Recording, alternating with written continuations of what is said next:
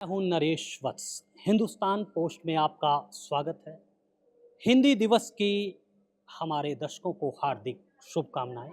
हिंदी को लेकर महाराष्ट्र में कई बार सवाल उठते रहे हैं। वहाँ की मराठी भाषा को सम्मान देने की बात होती है। आपसे मैं जानना चाहूँगा, सबसे पहले तो मैं हिंदी दिवस की आपको बधाई देना चाहूँगा। और हिंदी दिवस को लेकर क्या सोचते हैं, क्योंकि महाराष्ट्र में एक बात अक्सर कही जाती है, मराठी को बढ़ावा मिले, हिंदी को भी मिले, लेकिन कम मिले। क्या सोचते हैं आप? अ, सभी को पहले प्रथमतः हिंदी दिवस की शुभकामनाएं। तो मेरा पर्सनली मेरा ये ओपिनियन है कि हिंदी जो भाषा है बहुत अलग अलग भारतीय राज्यों में बोली जाती है। तो बहुत भाषा है जो कनेक्ट करती है बहुत लोगों को। बट मुझे ऐसे ही लगता है कि जैसे महाराष्ट्र की मराठी भाषा है, तमिलनाडु की तमिल है, केरला की मलयालम है। तो स्थानिक भाषा को भी प्राथमिकता देनी चाहिए, साथ ही साथ हिंदी को भी बढ़ावा देना चाहिए। ऐसा मेरा पर्सनल ओपिनियन है। अच्छा, हिंदी जो है, जब हमारा संविधान निर्माताओं ने राजभाषा हिंदी और अंग्रेजी को एक आधिकारिक भाषा के रूप में किया गया, लेकिन आप देखेंगे कि जैसे महाराष्ट्र है, दक्षिण भारत के कुछ राज्य हैं, वहाँ पर हिंदी को ये सोचा जाता है कि इसको थोपा जा रहा है। लेकिन हिंदी जो है वो एक संपर्क की भाषा है। क्या कहेंगे? नहीं, मुझे वैसा नहीं लगता है। महाराष्ट्र भी मैं जिधर मैं मुंबई में रहता हूँ, तो मुंबई में हिंदी भाषा बोलते हैं, हम भी बोलते हैं जब भी हम जाते हैं। तो ऐसे कुछ ये नहीं होता है। सिर्फ जब भी कोई ऐसे मराठी को कभी कभी मतलब जानबूझकर मैं नहीं कहूँगा, बट कभी कभी बोलते वक्त एक कुछ डिसरिस्पेक्ट होता है। तो स्थानीय लोगों को थोड़ा ये होता है कि अरे आप ऐसे क्यों करते हैं, आप इधर रहते हैं। नहीं तो मराठी में जितने मतलब मेरे दोस्त हैं, सब लोग मेरे गुजराती दोस्त हैं, सब हम हिंदी में ही बात करते हैं। बट कभी कभी एक मतलब अनइंटेंशनल ये हो जाता है, तो थोड़ा भावनिक थोड़ा दुख हो जाता है कि ऐसे नहीं होना चाहिए। बट हम सब भारतीय हैं, हिंदी भी हमें जितनी प्रिय है उतनी मराठी है, ऐसे कोई ये नहीं है हमें। चलिए, एक अच्छी बात है, एक अच्छा संकेत है कि हिंदी और मराठी दोनों ही भाषाएं उनको प्रिय हैं। और क्यों ना हो, क्योंकि मराठी का जो समृद्ध साहित्य है, जो इतिहास है, उस पर गर्व होना ही चाहिए, और गर्व है भी। चलिए, कुछ दूसरे महाराष्ट्र के लोगों से हिंदी दिवस पर बात करेंगे। हिंदी दिवस पर हम महाराष्ट्र सदन में हैं, और हमारे साथ लंदन से आई हुई एक डॉक्टर रेणु राज जी हैं। डॉक्टर साहब, हिंदी को लेकर क्या कहेंगी आप? आप लंदन में रहती हैं। सबसे पहले मैं यह जानना चाहूँगा कि लंदन में हिंदी को लेकर क्या बात है, और भारतीयों को लेकर अब तो परसेप्शन लगातार बदल रहा है भारतीयों का।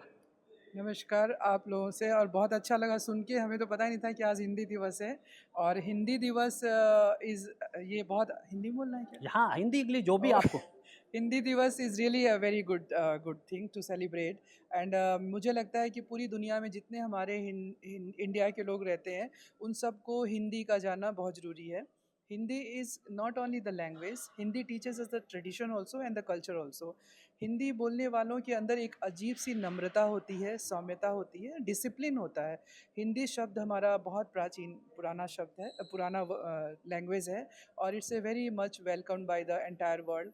हमारे ब्रिटेन में हिंदी पढ़ने वालों की संख्या केवल हिंदुस्तानियों के लिए नहीं है, बल्कि वहाँ के लोग भी हिंदी को बहुत अच्छा पढ़ते हैं, because Lord Rama and Lord Krishna के बारे में लोगों को जानना बहुत अच्छा लगता है। They are very big follower of Lord Rama and Lord Krishna, and for to understand Lord Rama and Lord Krishna and other religious gods and all, they love to know Hindi, that what in Hindi that Gita by and Ramayana and other our holy books have written, to understand really, not with the Google search or something. They love to know Hindi language. So I'm really proud of Hindi. Yesterday I was talking to my couple of your Indian people that Hindi शब्दों का इतना ज़्यादा लोगों को idea नहीं होता, हिंदी में तरीके से कैसे पेश आया था। तो बच्चों को तो पता ही नहीं है कि हिंदी को में क्या होता है। तो अभी हिंदी को हमें प्रमोट करना चाहिए, and I am really proud of that. या चलिए, बहुत अच्छी बात कही कि जो नई पीढ़ी है उसको बताना, उसको सिखाना, ये हमारा काम करते हैं। चलिए, आपसे जानना चाहूँगा, आपका परिचय जानना चाहूँगा मैं पहले। मैं एडवोकेट रेखा तिवारी। मैं दिल्ली हाई कोर्ट में प्रैक्टिस करती हूँ। एंड मैं और ये मेरी सिस्टर है, हम दोनों का फर्म है, लॉ फर्म। रेखा जी, मैं आपसे ये जानना चाहूँगा कि अदालतों में तो अंग्रेजी भाषा को प्रमुखता दी जाती है, हिंदी को अभी दिया जा रहा है। आपको लेकर कैसा अनुभव होता है? आपके पास जब कोई हिंदी बोलने वाला कोई क्लाइंट आता है तो कैसे करते हो, क्योंकि अदालतों में तो अंग्रेजी ही बोली जाती है, समझी जाती है, उसके चिंतन में भी अंग्रेजी है। ये बात सही है कि हमारे दिल्ली हाई कोर्ट में और सुप्रीम कोर्ट में इंग्लिश को प्रायोरिटी दी जाती है और ज़्यादातर प्रोसीडिंग वगैरह इंग्लिश में ही होती हैं। बट जहाँ तक हम जो दूसरे डिस्ट्रिक्ट कोर्ट हैं और ट्रिब्यूनल्स हैं, वहाँ पे ऐसा कुछ वो नहीं है कि आपको इंग्लिश में ही बोलना है। क्योंकि आम तौर पे जो जितने भी लिटिगेंट्स आते हैं, जितने भी कॉमन लोग आते हैं, उनमें कई स्तर पे लोग होते हैं, कुछ इंग्लिश जानते हैं, कुछ हिंदी जानते हैं। तो ऐसा कोई भेदभाव नहीं है, हमारे ऑफिस में भी कोई भेदभाव नहीं है कि कोई आएगा तो हम ये समझेंगे कि इन्हें हिंदी नहीं आती है तो हमें नहीं मतलब हम एंटरटेन करेंगे या ऐसा कुछ है। हमारे साथ ऐसा कुछ नहीं है, हमारे ऑफिस में भी कोई आते हैं तो we welcome all the litigants. और जहाँ तक हिंदी का कहना है तो मुझे लगता है कि हमारे देश में हम लोगों को बहुत प्राउड फील करना चाहिए।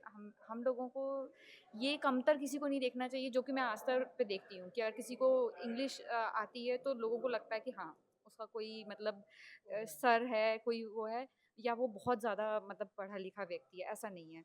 हमारे आसपास बहुत से ऐसे लोग हैं, मतलब मेरी खुद की मदर हैं, उनको भी वो हिंदी ही बोलती हैं। तो ऐसा नहीं है कि उनका ज्ञान कम है, ऐसा कुछ नहीं है। जिनको हिंदी आती है, ये हर भाषा का सम्मान होना चाहिए और किसी को कमतर नहीं रखना चाहिए कि हिंदी वाले लोगों को कम आंका जा रहा है और इंग्लिश वाले लोगों को ज़्यादा आंका जा रहा है, ऐसा नहीं है। हिंदी जी। हिंदी हमारे हमारे भारत की एक बहुत बड़ी पहचान है हिंदी। एंड भारत के जो प्रधानमंत्री हैं जो वो हिंदी में ही बात करते हैं, बड़ी बड़ी जगहों पे जाके वो स्पीच भी हिंदी में देते हैं जिसको ट्रांसलेट किया जाता है दूसरी भाषा में। हिंदी का जानना बहुत ज़रूरी है। मैं ब्रिटिश होके भी सुबह सुबह हिंदी में भजन चलाती हूँ ताकि मेरे बच्चों को ऐसा ना लगे कि ये हिंदी क्या होता है। तो हिंदी को बढ़ावा देने के लिए सबसे पहले हमें अपने घर में प्रणाम नमस्ते करना सबको सिखाना चाहिए, rather than saying good morning hello hi bye. You should not say like that. Make it sure कि आपके हर घर में हर बच्चे माँ बाप सभी लोग नमस्ते कहना सीखें, नमस्कार करना सीखें। सो हिंदी को हमें Hindi we are proud to know the Hindi words या। कुछ ऐसे ही लोग, ऐसी ही शख्सियत जिससे भारत की जो संस्कृति है, हिंदी है, वो सम्मान पाती है, क्योंकि घर से ही इसकी शुरुआत होती है। आपसे जानना चाहूँगा आपका परिचय। मैं राजेंद्र मिश्रा हूँ। मैं आईआईटी कानपुर से बीटेक करने के बाद रेलवेज़ में आ गया था और रेलवे की सेवा करने के बाद मैं आर्बिट्रेशन और मीडिएशन वगैरह में अभी सक्रिय हूँ। हिंदी को लेकर क्या कहेंगे? आज हिंदी दिवस है, हिंदी को लेकर हमारा जो दक्षिण भाग है भारत का, वहाँ पर काफ़ी राजनीति हो जाती है। वो लगता है कि जी नहीं, अब हिंदी थोपी जा रही है। कुछ राजनीतिक वर्ग हैं जिसको हम हिंदी दिवस मनाते हैं तो वो हिंदी थोपना दिवस कहते हैं।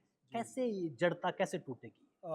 मैं वहाँ पे 3 साल की सर्विस कर चुका हूँ जब चेन्नई मेरा हेडक्वार्टर होता था, और मुझे हिंदी भाषी होने की वजह से हिंदी का अधिकारी भी बनाया गया था, राजभाषा अधिकारी। तो वहाँ पर तो मुझे कतई इस तरह की फीलिंग कभी नहीं दिखी। ग्रास रूट लेवल पर हम लोग हर 3 महीने पे एक हिंदी की गोष्ठी करते थे और उसमें लोकल लोग आते थे जो अपनी अपनी रचनाएं पढ़ते थे। उसके अलावा वो तमिल की भी कुछ रचनाएं पढ़ते थे, क्योंकि अभी वहाँ पे ये सुनामी आई थी। ये बात बहुत बहुत पहले की है, 2005 में मैं वहाँ पहुँचा था। तो सुनामी के घाव जो थे वो ताज़ा थे एकदम, और लोगों को उसके बारे में तमिल में और हिंदी में कविताएं करते हुए मैंने देखा है। मैं आपसे अपने दर्शकों के लिए जानना चाहूँगा, तमिल में वो साहित्य, वो जो आपको याद हो, क्योंकि 3 साल आप रहे हो, जी। तमिल की कुछ याद, कोई कविता, कोई कवि, उसके बारे में थोड़ा बताइए ना। तमिल का जो लिटरेचर है, जो साहित्य है, वो बहुत समृद्ध है। उनके जो कवि हुए हैं पुराने, वो उन लोगों ने काफ़ी कुछ लिखा है अपने संस्कृति के बारे में, और वो बहुत ही जीवंत साहित्य है जिसको वो लोग पढ़ते हैं, आज भी पढ़ते हैं। उनकी एक प्रतिमा भी बनाई गई है। वहाँ के एक पुराने कवि थे, उनका नाम मैं अभी भूल रहा हूँ। ये जहाँ पर ये विवेकानंद का स्मारक है, उसी के पास में उनकी भी एक मूर्ति बनाई गई है जो बहुत ऊंची है। जी। तो चलिए, ये तमिल की बात हो या मराठी हो, ये साहित्य बड़ा समृद्ध है। आपसे मैं जानना चाहूँगा, आप कैसे देखती हैं भारत की इस विविधता को? भारत की संपर्क भाषा जो है, वो हिंदी जोड़ती है। हिंदी बाज़ार पर तो उसने कब्ज़ा कर लिया, अपना मार्केट में सामान बेचना तो हिंदी बोलनी पड़ेगी, लेकिन लोगों के दिल पर दक्षिण भाग में हिंदी राज करे, ऐसा सोचती हैं आप? आई थिंक ये कहना कि दक्षिण भाग में हिंदी पे ऐसा लोग सोचे कि हिंदी उनके दिल पे राज करे, आई थिंक वो ऑलरेडी कर रही है। मेरी फ्रेंड रही हैं बहुत अच्छी केरला से, और जितना उनको हिंदी बोलने में खुशी और आनंद मिलता है वो तो नहीं। इनफैक्ट छोले भटूरे जैसे एक छोटी चीज़ भी जब वो खाती हैं तो बहुत खुश हो जाती हैं और बोलती हैं ओ छोला भटूरा हम खाएगा, चाहे वो अपनी एक्सेंट में बोलती है लेकिन बहुत प्यारा लगता है। और ये कहना मुझे लगता है कि कुछ हद तक गलत होगा कि हिंदी के लिए दक्षिण भारत में कुछ ऐसा है, बिकॉज मेरे बहुत फ्रेंड्स हैं, क्लाइंट्स भी हैं जो हिंदी बोलने में बहुत खुशी महसूस करते हैं। I think it is rather political ये कहना कि हिंदी को लेकर के वहाँ पे कोई ऐसा भेदभाव है। आई थिंक हम लोगों की अगर देखा जाए तो हम सभी भारतीय अपने कल्चर को लेके बहुत प्राउड फील करते हैं। एटलीस्ट जितने मेरे आसपास में लोग हैं फील वेरी प्राउड कि हम भारतीय हैं, हम हिंदी भाषी हैं, और हिंदी हम सबको जोड़ती है और हमें बहुत गर्व महसूस होता है। चलिए, आज हर कोई गौरवान्वित है।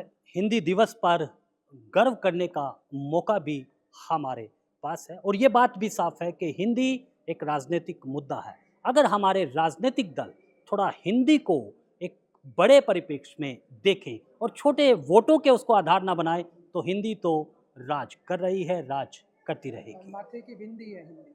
हाँ, और इन्होंने बात कही है कि माथे की बिंदी है हमारी हिंदी। तो हिंदुस्तान पोस्ट के लिए नरेश वत्स, दिल्ली से।